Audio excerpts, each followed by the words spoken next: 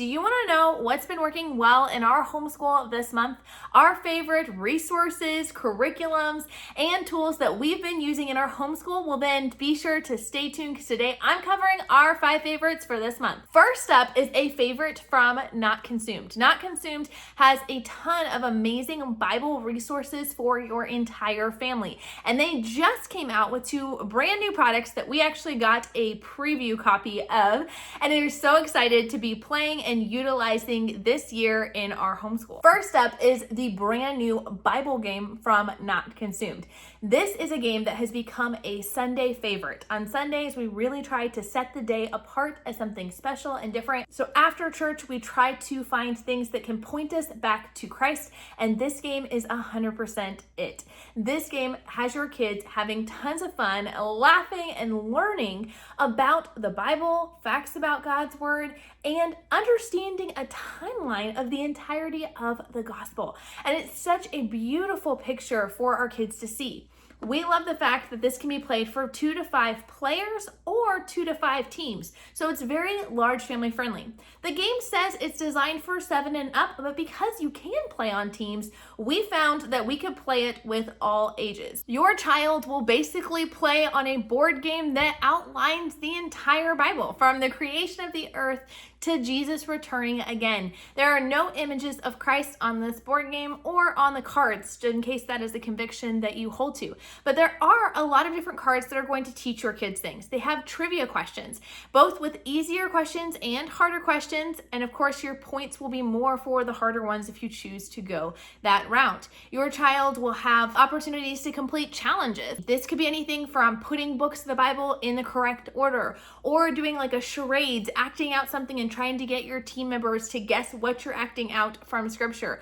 Or maybe even having to define a word or spell a word. Lots of great opportunities for fun and learning as a family here in this game. And honestly, it would make a really excellent Christmas gift. The second game they just came out with is my teens' favorite game, and this is their categories game. So for each of the different colors that you see here on the box, they have a different category of cards. So one is like nature, they have celebrations, people, things in your home, and more, where you will then sit in a circle as a group. You will draw a card and you will share something that you are thankful for in relation to what that card says. So for instance, what is the thing you're thankful for about your 4th of July celebration? This is really fun because this is one of our family's absolute favorite holidays.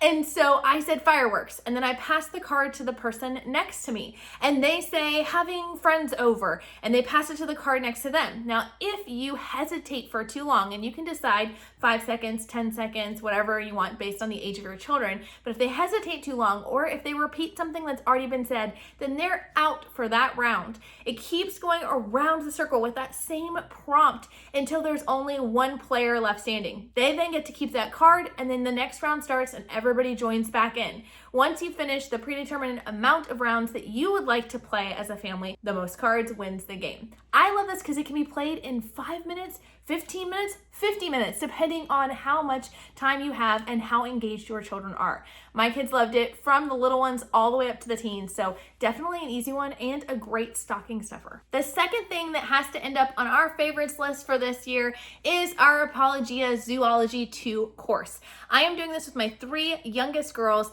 We are several chapters in right now, and they are adoring this curriculum. They always enjoy their science, but this year, I don't know why, they are connecting so much to the curriculum and to learning more about ocean animals. We have learned about different habitats under the ocean, learning about how there are sea forests, and there's mountains and volcanoes and all these things underneath the ocean, as well as learning about specific animals. So we spent a decent amount of time in the month of October studying dolphins and whales. My girls learned so much about it, and recently begged their dad to watch Finding Nemo with them again so that they could actually watch it through the eyes of someone who understands what's going on. My daughter rushed upstairs and said, Mom, in Finding Nemo, we found a whale that has a baleen. not a toothed whale. And then she started telling me all of these facts about baleen whales versus toothed whales, which is something they covered in this chapter. She also went in detail talking about why it was a mammal and being able to list the 5 characteristics of mammals. But it's not just the reading and the learning aspect that they're enjoying from the science this year. They are really getting into their science journals. My boys have not ever been quite as interested or engaged with the science journals, but my little ones are loving it. They enjoy coloring while I'm reading and writing down fun facts.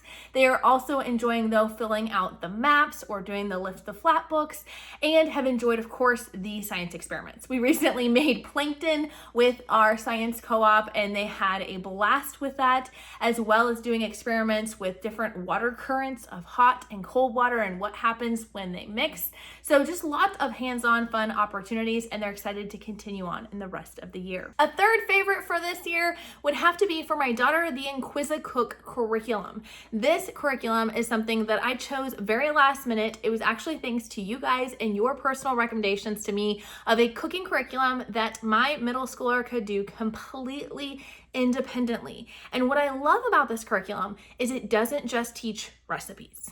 Yes, recipes are a big part of what they cover, but more so than that is the how and the why we cook or do certain methods. And then the recipe itself is just the outworking of that. So last month, for instance, she spent the entire month working on eggs, learning about eggs, how to tell if an egg is good or bad, working on different methods of eggs. So she did hard-boiled eggs, she did scrambled eggs, fried eggs, she did deviled eggs, she made a meringue, and much more. Then this month, we're switching over to breads. And can I just say, this feels like the best investment I've ever made in my homeschool, because I have hot and fresh bread being made on a regular basis in my homeschool without me having to do a thing. She has made Irish soda bread, she's made a Brazilian cheese bread, and has several other recipes that she is currently working on. This curriculum, though, does a really great job in making moms have to be fairly hands-off. She watches a video every week that teaches the science concepts behind the cooking that she is learning about. Then she has different challenges or activities that she completes, and even doing some science experiments specifically, as well as then her actual cooking projects. They're interweaving safety tips in as well, which I highly appreciate. And really, it's just been an awesome opportunity for my daughter, as this is something she actually could see herself doing career-wise. Fourth up is the IEW's Community People and Places, or Community Helpers curriculum. The Community Helpers curriculum is something that is typically designed for your earlier elementary age students. I am using it with a 6th grader, but she does have significant special needs and developmentally is much more towards the grade of a 2nd grader, and it's been an amazing fit. I've used this curriculum in the past before, and every time I use it, I realize how much more I actually love it. So with this, it'll help your kids build their confidence as they start their writing. They start several lessons just on practicing pulling out key words and key information, and then they transition into the actual writing. Your child will always have a checklist of what is expected for them, so there's no guesswork, and there's no need as the mom to feel like, well, what am I supposed to correct? What am I not? If it doesn't say to correct it, or it doesn't say to let your child know about it, don't say a word about it. Let it go.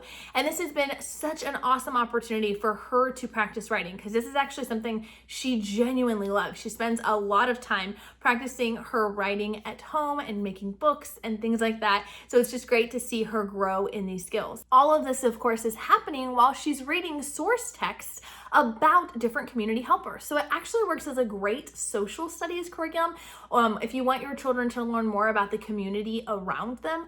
And of course, it has fun little crafts or activities that you can choose or not do in your homeschool. So she recently learned about airports and air traffic controlment, and when she did that, they had her build a paper airplane, which of course she absolutely loved. I also love the fact that they actually are starting some beginning vocabulary work as well, as once you get to, I believe, lesson 7, then your child will start getting 2 vocabulary words a week that will have a picture, a simple word, and a definition on the back. And this is just a fun way to incorporate a little bit of that early vocabulary learning as well. The 5th and final thing that we have been loving in our homeschool is our morning menus. We have been really enjoying getting the opportunity to memorize the armor of God. We're memorizing Ephesians 6, 10 through 18. We started out with one sheet, just learning 10 through 12, and then added on the full armor of God. And it's just neat to be able to work on longer passages like this. We are also working on identifying our feelings, but more importantly, identifying the truth that God tells us. And how do our feelings relate to that truth? Finally, we are doing our poems from IEW, praying for the persecuted church, and then we have our daily reminders. If you guys want to get free printables that you can use in your own morning basket time, morning menu time, or whatever you want to call it, you can actually get my Praying for the Persecuted Church printables as well as my morning menu time printables completely free. I'll leave a link down below where you guys can go check those out. And if you want to know more about what is a morning menu, check out this video here.